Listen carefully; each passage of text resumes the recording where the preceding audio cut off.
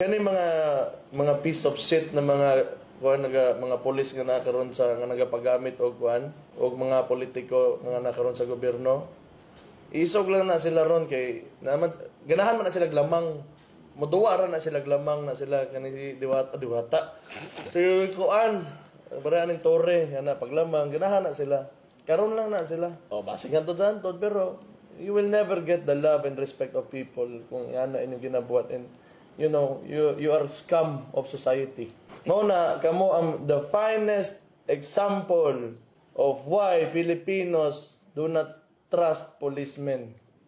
Sa kadugay-dugay panahon, ang tawag sa inyo, buaya. Persona non grata, lawa, ano, ino, Kunya, pag-abot na rin, magtudlo-tudlo. Ito. Na persona non grata ka because of you have been participating in partisan political activities sa Calbayog City. Paghilom diha, wakay angay lagi.